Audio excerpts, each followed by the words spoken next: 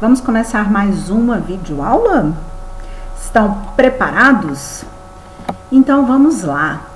Hoje nós vamos ver sobre o gênero textual lenda. Comigo, é claro, professora Melissa, ok?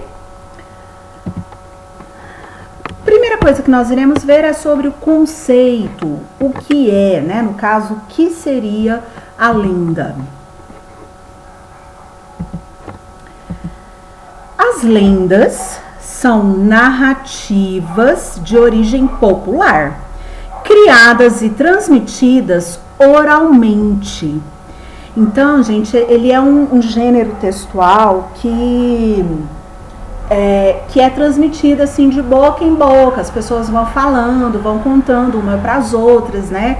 E ultrapassa gerações, tá? Porque as lendas, elas são bem antigas, tá? São produções que nascem da imaginação coletiva de um grupo de pessoas. E geralmente esse grupo de pessoas, no caso, são pessoas que habitam mais ali a zona rural, né, que moram mais nas fazendas, porque lá o fato de se ter uma escuridão maior, de se ter mata, animais, né, tudo isso cria esse clima de misticismo, tá bom? Ou pode ser também de um povo, tá? Lembrando, né, que o nosso povo brasileiro, ele é formado, ele veio de três povos. Ele veio da união de três povos, né? Que são os europeus, no caso, os portugueses, são os índios que estavam aqui, por isso que nós temos também lendas indígenas, e os africanos que vieram nas caravelas, né? Então, nós temos também lendas africanas. Então, são lendas de todas essas origens, assim como surgiu também as lendas aqui do Brasil, que a gente vai ver mais pra frente, tá? Por meio dessas histórias, expressam-se fantasias, medos, dúvidas e coisas que não são incompreensíveis, né? Ou seja, incompreensões, tá? Aqui tem um outro conceito também acerca das lendas. As lendas são narrativas contadas de geração em geração, como eu já havia falado, e possuem a característica de se moldar conforme o tempo, tá? Então, por exemplo, quando a história é contada bem antigamente, você vai ver que vão ter lá na lenda elementos daquela época, certo? Se era uma época que não se tinha carro, só se andava a cavalo, então lá só vão ter elementos relacionados a esse tipo de transporte. Entendeu? E com o passar do tempo, como as coisas vão modificando, as lendas também vão se modificando, ok? Assim, os detalhes vão aumentando, a cultura e a tradição popular entram e tornam as descrições mais caprichadas, né? Mais detalhistas, ok? O nosso próximo slide vai falar sobre origem, ok? Como que essas lendas começaram, qual foi a origem, de onde surgiu, né? Então vamos ver. Lenda é uma palavra que vem do latim e significa o que deve ser lido, tá? Então, lenda significa isso, o que deve ser lido. Antigamente, o termo era relacionado às histórias de santos. Vocês vão ver que as primeiras lendas, elas surgiram ali no meio, né, no ambiente religioso. Ok? Porém, foram adquirindo características específicas até se tornaram o que são hoje, né? Até se tornarem, aqui tá errado, o que são hoje. Assim, as lendas narram sobre a cultura e a tradição popular. Lembrando que ela começou aqui no meio religioso, ok? Com isso, cada região do Brasil possui lendas diferentes, que contam sobre a história e aspectos singulares da sabedoria popular, ok? Portanto, são relatos que incluem fatos históricos misturados ali, mesclados sempre com a fantasia, tá? Então é sempre uma coisa assim que você fica imaginando, nossa, será que isso aconteceu? E sempre com coisas místicas, né? Ou seja, com pessoas que têm poderes ou que têm um corpo transformado, ou, enfim, são coisas bem místicas. Por isso, gente, que nasceu aqui no meio religioso, porque o meio religioso, ele é um meio do misticismo também, onde você fala de Deus, inferno, anjos, demônios, tudo isso é muito místico também.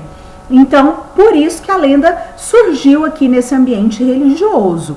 E aí, gente, dependendo de cada região do Brasil, as lendas elas vão mudando, porque elas são basicamente textos orais, né? São textos escritos também, mas são textos orais. Então, como é passado de uma região de pai para filho, de avô para neto, então ela vai se modificando a cada vez que a pessoa conta, né? Cada vez que uma pessoa conta, essa lenda muda. Além disso, explicam situações que normalmente não podem ser explicadas cientificamente, ou seja, são coisas místicas, coisas que você não pode explicar, né? Como, por exemplo, na matemática. Na matemática é tudo muito bem explicado, não é isso? Aqui nas lendas, nada disso, ok? Próximo slide que nós vamos ver são sobre as características, né? Quais seriam, então, basicamente, as características de uma lenda? Ficção. Ficção, gente, são coisas que são baseadas, são textos que são baseados em coisas que não são verdades, tá? Em coisas imaginadas, em coisas inventadas, ok? Então, é uma ficção, é uma narrativa fantasiosa que exagera os fatos reais. Então, foi fundado, sim, um pouco nos fatos reais. Mas com o passar do tempo, eles extrapolam aquilo do que é real para o que para o que não é real, ok? Para o que é místico. Fazem parte da tradição oral dos povos, né? Então, mais uma vez a questão da oralidade, e cada cultura tem o seu conjunto de lendas. Como eu já falei para vocês ali, né? A questão dos índios, tem as lendas indígenas, dos africanos, tem as lendas africanas. E os europeus, os portugueses ali, vocês vão ver que tem também as lendas que nasceram na Europa. Assim como agora nós temos a nossa própria cultura, né? Nós temos o nosso folclore e a nossa própria cultura. Então tem também as lendas brasileiras. Sofrem alterações ao longo do tempo por serem repassadas oralmente, né? Ou seja, por ser um texto que basicamente tem a questão da oralidade. Possuem elementos fantásticos, né? Como personagens que só existem na fantasia criada pela mente humana. Então são aquelas personagens que não existe no mundo real, mas é uma personagem que alguém imaginou que viu lá no escuro, no meio da mata. Por isso que eu falo para vocês que geralmente acontecem em cenários, né? Onde tem florestas, onde você tem animais, rios, né? Mais elementos assim. Por quê? Porque é um lugar onde pode-se ver ali a questão do misticismo e da fantasia. Possuem características regionais. Por isso que vocês vão ver que tem diferença dentro das lendas brasileiras, existe ainda uma diferença. Existem as lendas aqui do centro-oeste, existem as lendas do sul, e geralmente são lendas muito parecidas, né? Só vão mudar, no caso, um elemento ou outro, tá bom? A lenda pode adquirir novos elementos de acordo com a região. Ok, né? Então, lenda é uma coisa muito fantástica mesmo.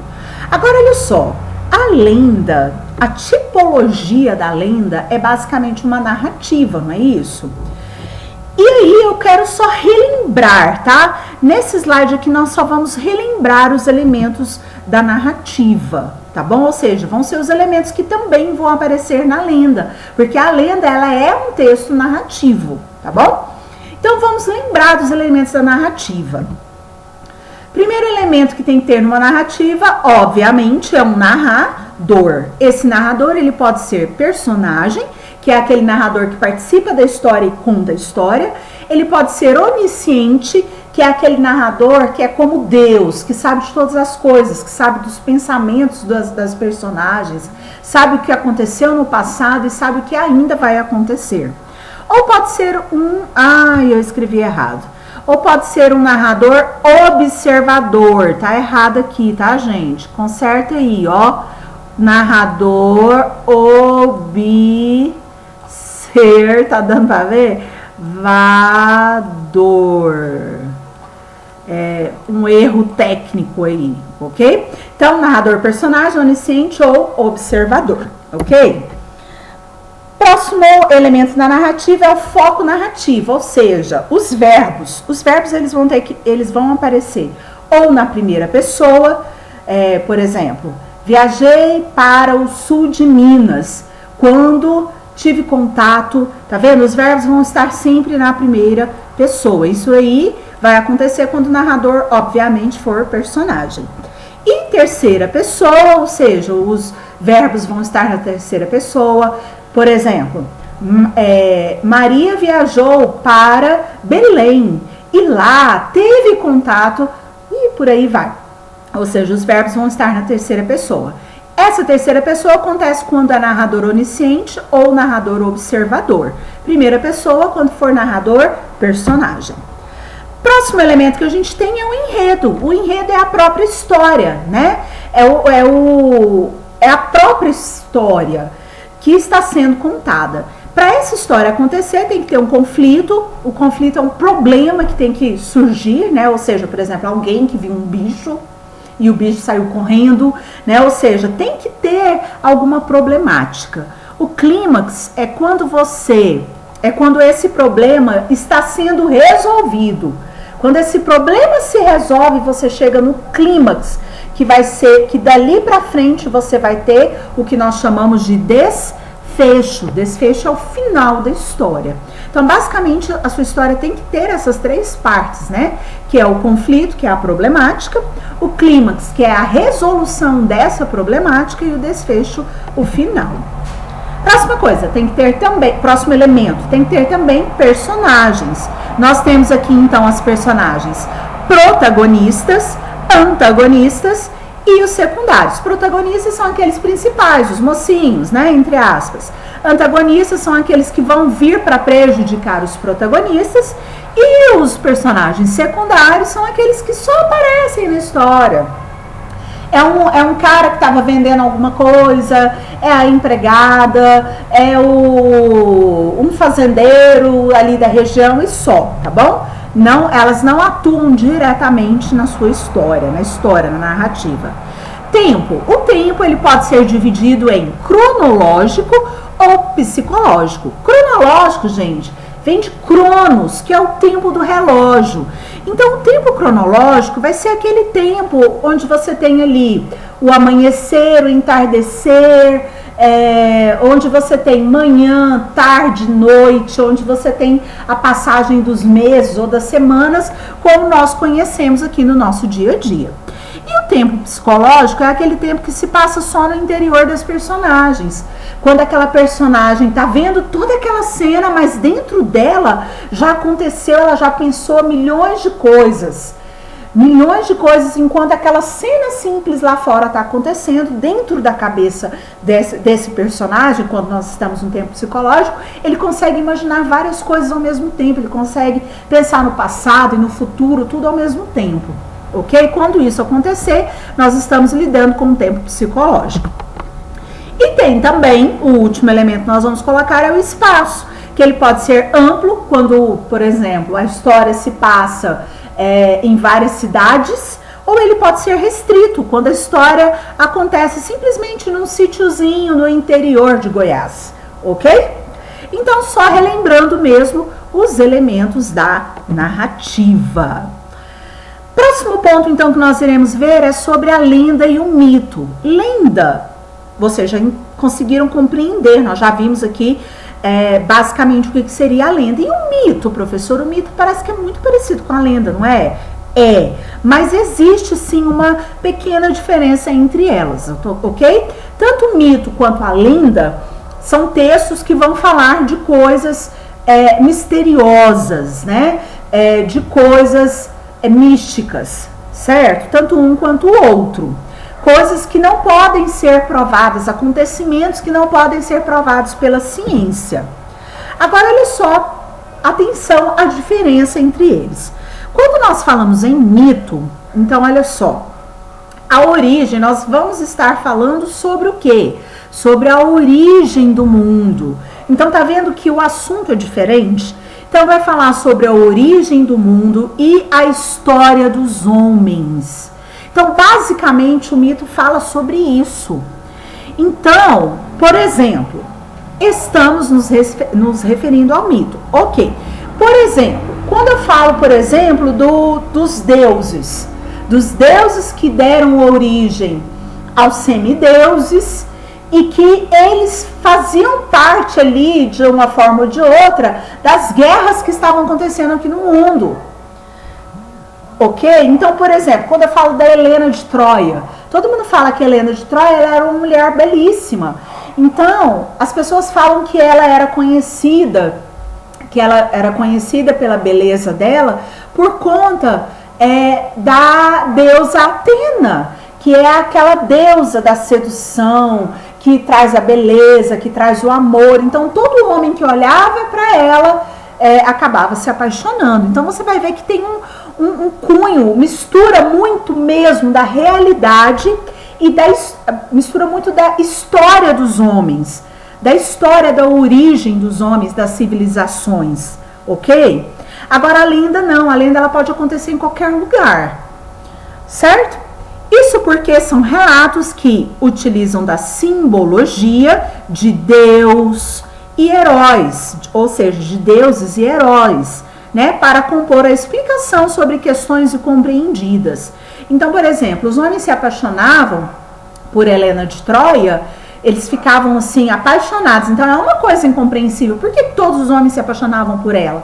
Aí eles vão explicar isso não com a ciência, mas eles vão explicar com o mito, com essa origem, com a questão dos deuses, né? Com a questão dos heróis e assim por diante, ok?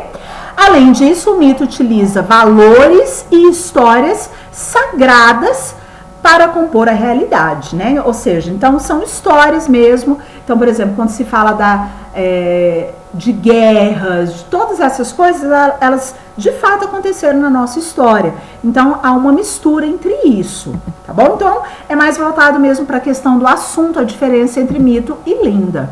Agora, olha aqui, lenda. A lenda é uma narrativa fantasiosa, que é passada de geração em geração. Então, carrega o quê? Aspectos culturais baseados em fatos históricos e reais, com a mistura de fatos produzidos pela imaginação. Então, você vai ver aqui que não está ligado necessariamente a esse conteúdo aqui da história dos homens, nem da origem do mundo. Então, essa que vai ser a diferença básica entre eles, ok? É mais relacionado ao assunto, certo? Beleza. Vamos então para o nosso próximo slide, que nós temos ali o Curupira e a Cuca, né? Então, olha só, gente, existe a lenda folclórica, mas vai existir um outro tipo de lenda também. Então, vamos ver sobre a questão da lenda folclórica. Comemorado no dia 22 de agosto, já se passou, né? O folclore brasileiro está presente nas 5 regiões que formam o Brasil. Assim, as lendas folclóricas são histórias que assumem características específicas, de acordo com a cultura e a tradição de cada povo, inclusive de cada região também, ok? As lendas, de modo geral, não são histórias mentirosas, tá? Então, assim, quando eu falo que não é baseada em fatos reais, mas não quer dizer também que são mentiras, ok? É quando a pessoa olha e imagina uma outra coisa ali naquela realidade, né? Então, olha só. Porém, não são consideradas verdade absoluta ou verdades absolutas de modo algum. Também não posso dizer, nossa, isso aqui é uma verdade absoluta. Porque se for uma verdade absoluta, tem como ser comprovado cientificamente. Justamente pelo fato de não serem comprovados. Entretanto, para que os relatos se sustentem ao longo do tempo, eles possuem, no mínimo, um tantinho assim que seja de realidade. Então, não deixa de ser também de ter um misto da realidade com o que é fantasia, certo? Vamos então aqui aos exemplos. Eu tenho então aqui a lenda do lobisomem. De acordo com a lenda, o lobisomem é um homem com aspecto de lobo. Esse homem ficou assim porque em certa noite de lua cheia foi mordido por um lobo. Desde então, em todas as noites de lua cheia, este homem se transforma em lobisomem. E caso morda outra pessoa, a vítima passará a sofrer o mesmo feitiço. O lobisomem volta à forma humana ao nascer do dia, assim que o sol nasce. Quem não conhece, né, gente, a lenda do lobisomem, né? Nós temos até filmes, né, que falam, né, e vários filmes que falam acerca dessa lenda do lobisomem. Além do lobisomem, nós temos outras aqui, outras duas que eu coloquei. Uma é a lenda do boitatá. Olha lá o boitatá, essa cobra estranha. Na língua indígena, tupi-guarani, significa cobra de fogo, boitatá. Esse personagem folclórico é representado por uma grande serpente de fogo que protege os animais e as matas.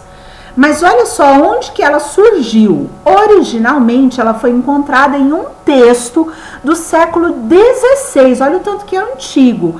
E foi de quem? De um jesuíta. Para quem não sabe, jesuíta eram os padres que vieram lá de Portugal para catequizar os índios aqui no Brasil, porque eles achavam que os índios eram pagãos, né? Ou seja, eles não acreditavam em Deus, no Deus verdadeiro ali da Igreja Católica. Então, ou seja, essa história surgiu onde? No meio religioso, tá vendo? Lembra lá do que foi falado sobre as lendas, né? Aqui a gente tem agora a lenda da mula sem cabeça. Ele é um monstro do folclore brasileiro que se manifesta quando, olha só, de novo aqui o meio religioso, quando uma mulher namora um padre. Meu Deus do céu, não pode, né? Então, quando isso acontece, ela acaba sendo amaldiçoada e transformada em uma mula que não tem a sua cabeça. Tá vendo? Mais uma vez aqui o meio religioso, né? Que é justamente a origem aí da questão da lenda, né? Desse gênero textual. E as lendas urbanas?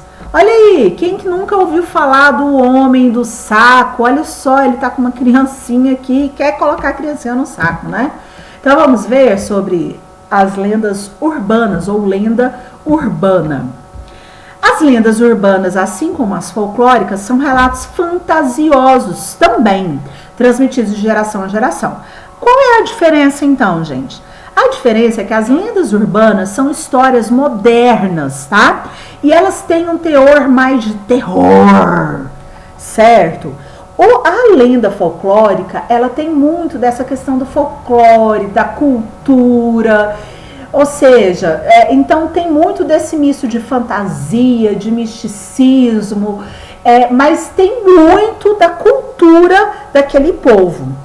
Agora, a lenda urbana não, ela é mais voltada para o terror, né? Não só é que vários filmes de terror foram feitos baseados em lendas urbanas, né? Além disso, explicam acontecimentos sobrenaturais e misteriosos, mas que não vão acontecer na zona rural, ali na fazenda, no sítio. Não, elas vão acontecer nas cidades, tá? Então, essas histórias, elas acontecem na zona ali onde tem a presença de casas, de pessoas, né? Na zona urbana, certo?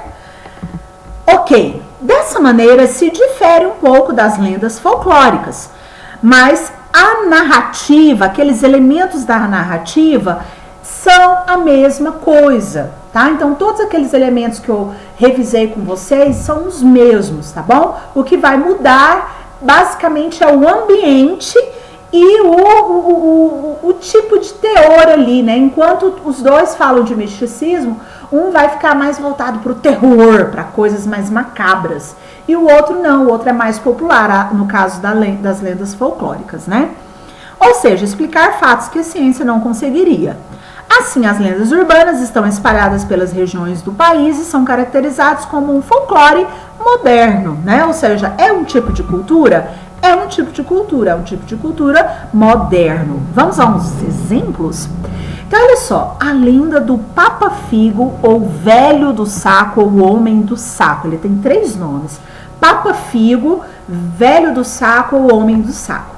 Reza a lenda que é necessário que o Papa Figo coma o fígado de uma criança e por isso recebe esse nome, que é a contração de Papa Fígados.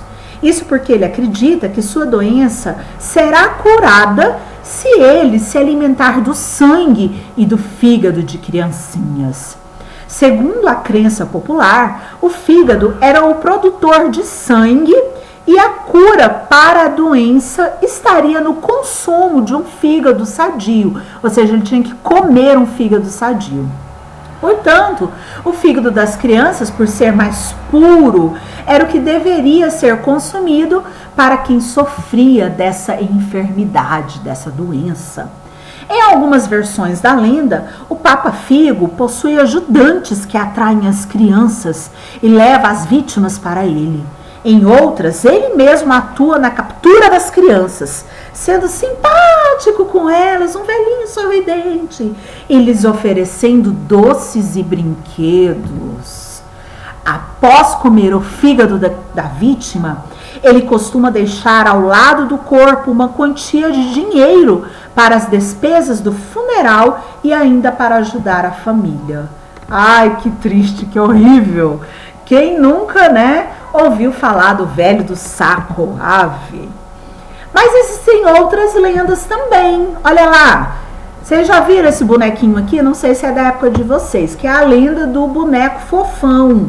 O Fofão, ele era uma personagem de um programa de TV, um programa de criança, tá? Que chamava Balão Mágico. E lá uma das personagens era um ser alienígena que parecia com essa criatura aí que vocês estão vendo, certo? Ele ganhou um boneco, ou seja, então ele era tão famoso que a emissora quis confeccionar, produzir bonecos que se pareciam com ele, certo? A criançada toda queria comprar o boneco Fofão, tá? Só que surgiu então uma lenda macabra que dizia que o recheio do boneco não era tão fofinho assim. Ele era fofão, mas por dentro dele não era fofinho. Quem abrisse, rasgasse a barriga do boneco Fofão, encontraria lá, dentro do boneco, uma faca negra. Isso dizem, reza a lenda, que era um pacto com o diabo, que era a explicação mais popular para essa época, Ou seja, tinha lá essa faca por causa desse pacto. Ok, a próxima lenda que nós vamos ver aqui é uma lenda muito famosa, que é a lenda da loira do banheiro, gente. A loira do banheiro, ela assusta as crianças das escolas, tá bom? E tem como você invocar a loira do banheiro. Como que funciona? Após você falar loira do banheiro 3 vezes em frente ao espelho, é preciso bater 3 vezes a porta, puxar 3 vezes a descarga e falar palavrões. Ai, que horrível. Aí as regras mudam de acordo com a região, O importante é que tem que ser feito esse ritual em um banheiro de escola. E se fizer esse ritual, diz a lenda, reza a lenda, que a loira do banheiro vai aparecer. Gente, são só lendas, tá bom? Nada de se assustar com isso. Bibliografia e orientações. Eu vou passar para vocês, então, os sites onde eu pesquisei. Tem assim uma vasta material, tá, na internet sobre as lendas, ok? Orientações. Após assistir a essa videoaula, faça o seu resumo sobre a matéria, gente. Por que precisa fazer o resumo? Porque vai ser importante para a próxima avaliação, tá? Eu quero que vocês se saiam bem, vocês precisam ter o conteúdo. Só assistir a videoaula é legal, às vezes você entendeu, mas você precisa guardar, então você tem que copiar no seu caderno, ok? Faça o portfólio, Lembra que vale pontos. E também você vai responder as questões da apostila de língua portuguesa, tá? Que falam sobre lendas, ok? Nós estamos chegando ao final de mais uma aulinha. E olha só, a nova lenda urbana, atenção. Nova lenda urbana de Anápolis, a Morena do Banheiro. Já ouviram falar da Morena do Banheiro? Reza a lenda que aluno que não fizer as atividades de língua portuguesa vai ter uma visitinha da morena do banheiro. Que dizem por aí que é uma professora que aparece no banheiro dos alunos que não dão moral para ela e que nem assistem às suas videoaulas. Cuidado, hein?